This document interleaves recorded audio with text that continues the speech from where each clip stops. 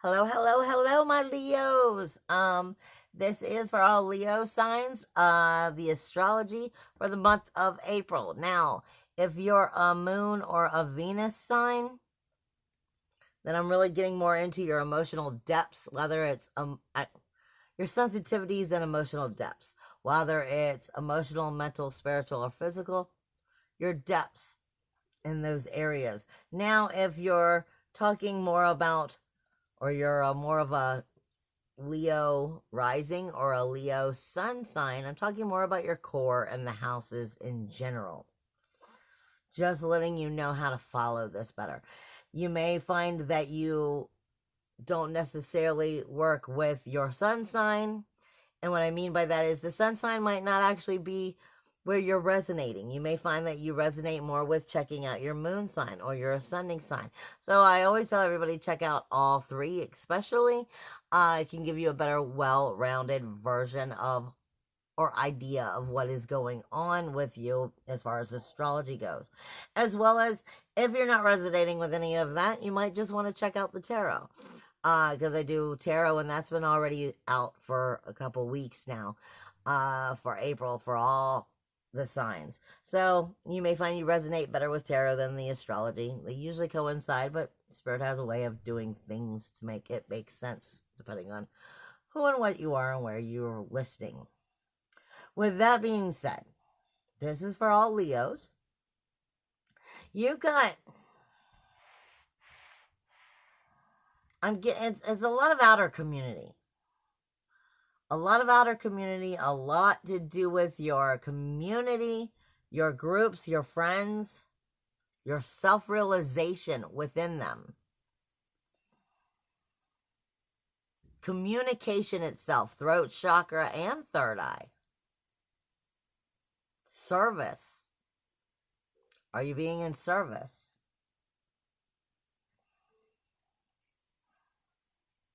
Volunteer work. Humanitarian interests.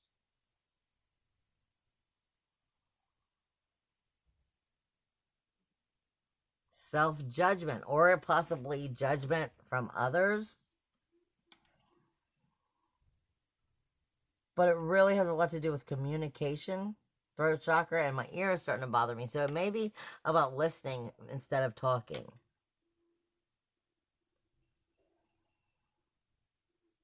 And then there's some 12th house issues because they're giving me some of the self-deception, self-undoing, some of the, mental chatter.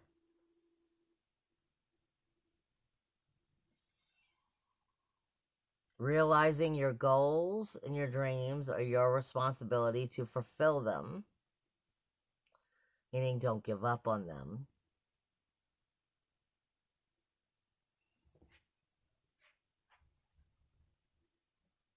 Getting a lot of higher ascension energy, like that third eye.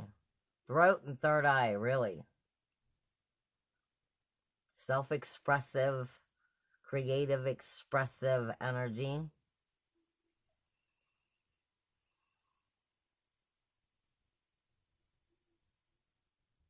Investments.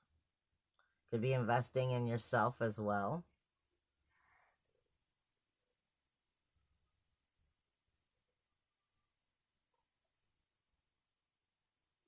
I gotta look something up real fast in my notes here because something's throwing me off real fast. I have so many different notes about all my different, the way it works because I can't keep up with everything.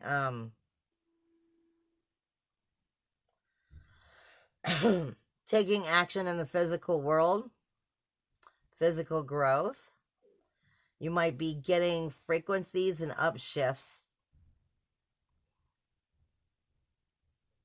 that are being given to you by your guides, asking you to actually take action. It's not something, it's one of those areas where you're hoping or you're thinking about it. You kind of might have anxiety about what should I do next, and where you're in your head, they're saying stop thinking about it. This is something you need to actually do.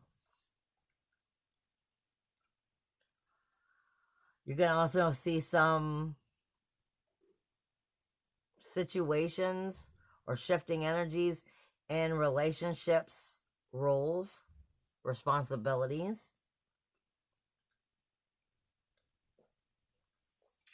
And that's going to have to do with tapping into morals and ethics.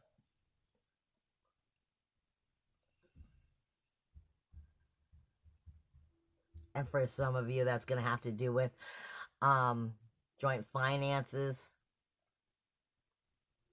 joint money.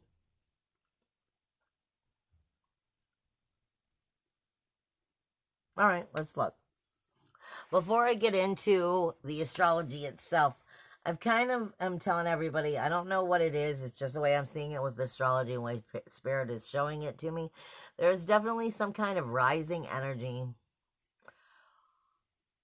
that's coming in. Taurus is going to have some very powerful energy.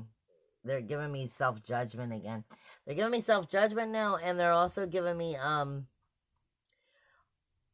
when I get a pain to the back of the neck, that's either allowing the negatives to set in, the negative thinking to set in, and that would be a warning not to allow that to happen. Holding on to anxiety, stress, overwhelmed, not knowing what to do, can't make a decision, trying to be perfect, burdened, holding the weight of the world on your shoulders kind of thing. And that's a negative vibration that only pulls you down. So they're telling you to raise your vibrations up.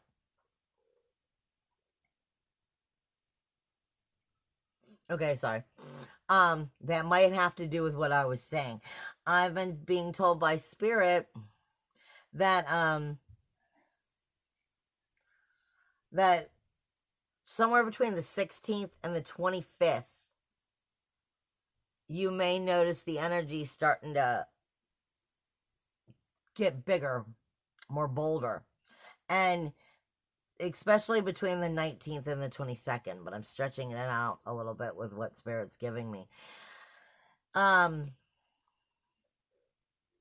sun is moving into Taurus, which is not any major big thing, but you're also going to have a new moon in Taurus on the 22nd.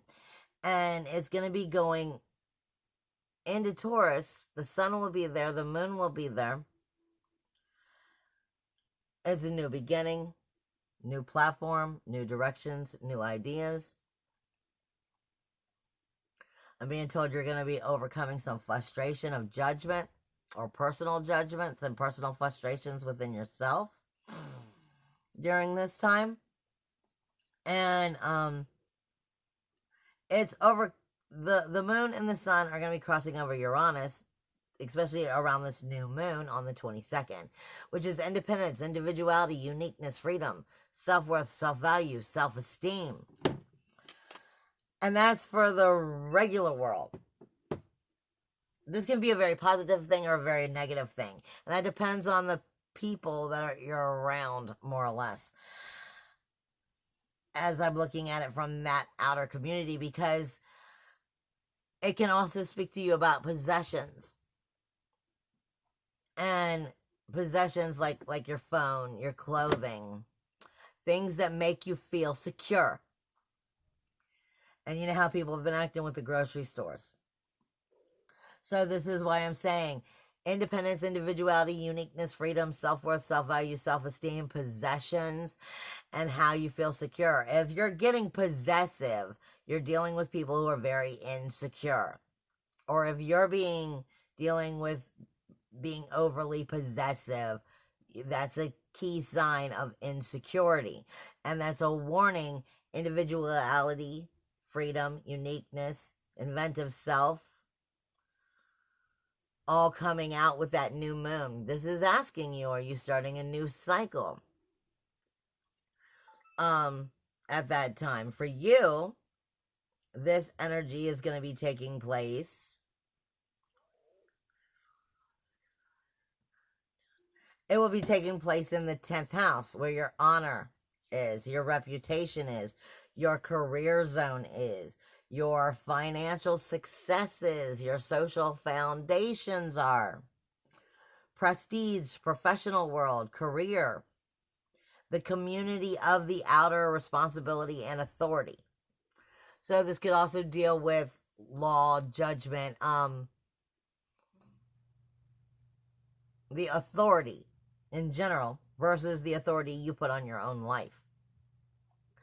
But this is definitely dealing with the outer community and what your reputation and prestige is going to be based off of due to the responsibilities of that time frame for you directly. And are you standing in your self-worth, your self-worth, self-value, self-esteem, independently standing on your own individuality, your uniqueness, your freedom, your inventive self?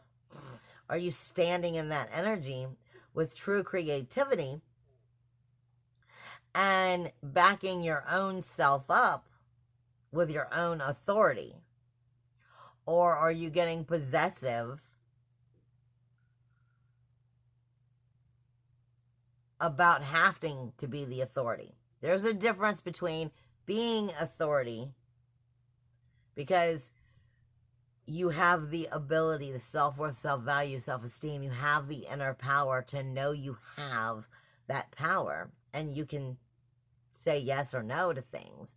And you can make those decisions coming from an inner soulful place versus panic of, I need to control something. And that's the energies that I'm saying you're going to be noticing around that time. For you, it's going to be coming in the career area and that social foundation area. But it's coming in, like I said, between like the 16th through the 22nd. This is where the new beginnings are starting. So this is you setting a new platform in that outer community. A new way to be viewed, new reputation, new prestige. Setting that. But prior to that, right up until, I say, the 19th, really, the sun is truthfully in Aries, which is actually your 9th house, your higher self. The 9th house is philosophy, religion, law, but it's higher learning. It's connecting with that higher self, connecting with that source energy, connecting with that oneness. It's ethics, morals, spiritual truths, connecting with your higher self. Vision, higher mind, spiritual, psychic energies. And are you connecting and truly connecting with that in general? Now, that is Aries for you. Sorry if you can hear my stomach growling. Apparently I'm hungry. Which is leading you into being able to stand in your power after the 29th. If you are really connecting with that source energy, with that universal oneness, with that true authenticity of yourself and getting right with the depths of your spirituality. Because you have Mercury moving into this energy on the 11th. But prior to that, you have Chiron here and you have Lilith here. Chiron is in Chiron, Lilith, and then Mercury will be moving in on the 11th. On a universal level, that's the first house, which is about your awareness, but it's also a me first energy. It's also a beginning energy. New opportunities, new cycles. For us, because I'm also a Leo, it is the 9th house. So this is a new cycle of spiritual truth, a new cycle of spiritual depths. Could be a spiritual death. It could be an ego death that you might be going through too. It could be, this is making sure that you are preparing for the new moon and the new cycle that you are creating, as well as getting past old injuries of your spiritual value, your spiritual truth, your spiritual self-esteem, trusting in that, your ethics, your morals, believing in it, backing it up with your higher self, with your authenticity. Chiron is the wounded healer. He is speaking about what wounds do you have in this energy. And how are we going to correct that so we don't start the cycle again? And then being able to actually influence it into your personal fire, which will bring it into your financial success, your reputation, your prestige. So this is back building your fire for the outer community, back building your strength for the outer community. This is allowing the flames to rekindle before they really burst into flames. It's, really turn into a wildfire.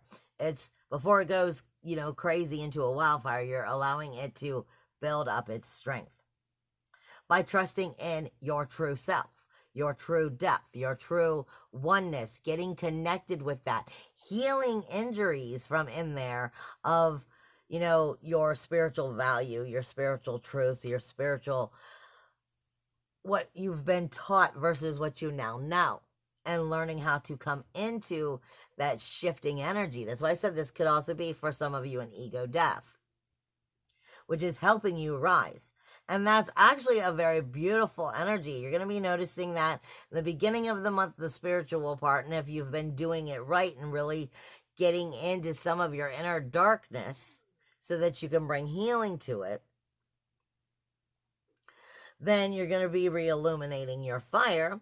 You're recommunicating with yourself on healthy ways, and then you're being able to, cast that out into the world and make those changes that help your reputation, your prestige, your honor, strengthen your career, your financial success, your social foundation. So that's actually beautiful energy. In the beginning of the month up until the 19th, it's in that spiritual house. Then on the 19th, through that new moon, it is in your 10th house, your honor and your reputation. But I am also being told the full moon is going to have a very big deal for you, which is your 3rd house. This is Libra. This is your communication zone. This is your intellect, your details, your trivia. And I feel like this is going to be about yourself, but it may be both inward and outward. But it's definitely the communication, and something is happening within this communication that you are going to need to take action with. Something either you're going to be told or you're going to know that you need to say. Not think about it or wish, coulda, woulda, shoulda. This is action in the communication that's going to need to happen, because you have Ura here, you have Haumea here, and you have Make here. So long story short, you have sacrifice and commitment to the collective consciousness to balance your communication in new healthy ways. And are you rising to do that? Or are you going to be afraid to do that? That's what this is all coming down to. And that is going to be showing itself around the full moon on the 7th in Libra. With that being said, you don't have anything in your 4th house or your 5th house, but your 6th house happens to be Capricorn. And this is your daily routines, your everyday daily tasks. And I always say there's nothing mundane about the mundane. Your daily routines, your daily tasks are the most magical parts of your life, but we overlook them because it's such a routine. The people, places, and things and energies that you consume on a daily basis and the routine of your life creates the biggest magic. Well, you have Jupiter here, bringing abundance and knowledge in. You have Pallas here, bringing wisdom in and strategic thinking. But you have Pluto here. And Pluto's about to go retrograde. So Pluto's in shadow. Pluto is looking at these routines, these daily routines, your daily activities, your daily work, your service, your diet, your healthcare, your ability to work itself. But then it's the routine of the people, the places, and the things of energies as well that you're consuming. And with Pluto going into shadow, because he'll go retrograde on the 25th, he's in overdrive going, well, this is what you're getting wrong. Now understand, Pluto is death, decay, and destruction for renewal, rebirth, and regeneration. So this is where the soul fire is trying to learn how to change and rekindle its fire. Okay? So you're learning how to rekindle your value within these daily routines. And are the people, places, and things in these energies supporting that value? Supporting that fire, supporting that coming into the depths of self. And in the long run, that's inner emotional security. But is it supporting you? Because Pluto going through shadow is going to be pointing out what parts of these routines or these places or these people in your life don't actually support you. Don't actually support you finding your value because they're only about them. Now, this is part of what this communication is are you communicating with yourself in healthy ways so that you can make the changes that you need to, or are you gonna allow yourself to be put on the back burner? Because these routines are important for you to do all of this for everybody else. Are you getting to do any of it for yourself is the question. Now, when you get into your 7th house, now you're getting into spreading your wings, trying new things. This is where Saturn just moved into, and it's Aquarius. And the 7th house, you have a very higher idea of what a relationship is. You have a very higher perspective of what relationships are or what they should be, what is right and what is wrong. And this has to do with your marriages, your partnerships, your business contracts, people that you care about, and it's relationships. And any relationship you care about, even those that you don't want to care about, like divorces, you care about how the divorce is going, the separation, lawsuits, even open enemies. You care about what is happening even when you don't want to care. So this is now saying, let's try new things within these relationships. Let's take an opportunity to maybe stretch our rules, our walls, our boundaries, and test a little bit. Mars is here going, all right, I'm your inner warrior. I'm your inner sexuality. I'm your inner personal SWAT team. But he's also passion, fire, action, aggression. He's also in our sacral chakra and solar plexus. In a way, all three. Root, sacral, and solar plexus. So he's giving you the security to take a chance, to trust in yourself, and to stretch your wings within these relationships. That doesn't mean is stretch your wings could be in some ways, stretching it this way and closing off over there. That I'm not saying that you shouldn't have cords that you're cutting either. We always have cords that we are cutting. But this is saying in the relationship zone, you're taking new chances. You're stepping out of that comfort zone. You're shifting that comfort zone because it's all about rules, walls, and boundaries so that you can get to where you feel secure. But right now, this month, Mars is traveling through here, giving you a new ignition, a new fire under your ass is what I just heard. To take some chances, to take some changes, to try new things. And this is going to be, you're going to be feeling that over the next 4 months before it retrogrades back into that 6th house again. Yeah. Before it retrogrades back into that 6th house. So this is, a chance at exploring, maybe not what's necessarily going to be relationships in the future right now, but it's exploring new ways of viewing them and maybe, helping you learn from some mistakes of your past of what you're going to do so that you can start shifting them in newer, healthier ways. And it's giving you the opportunity to learn and express that and try. Now, as you move into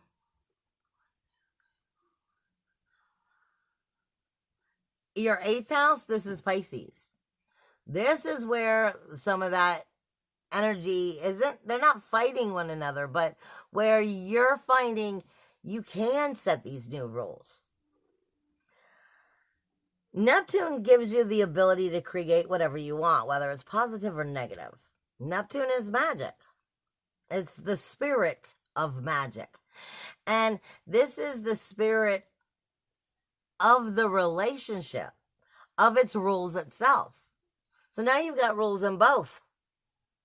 You've got rules based off of magic and rules based off of solid, hard, grounded energy. Because Saturn is very grounded. He's not in any hurry, but he will try new things. Neptune wants to believe the best in things. Neptune in Pisces kind of gives us, I'll bring home the stray dog within relationships. And I'll trust that he's going to be good to me and never bite me. We tend to do that. We tend to want to believe in people. We have that compassion and that love.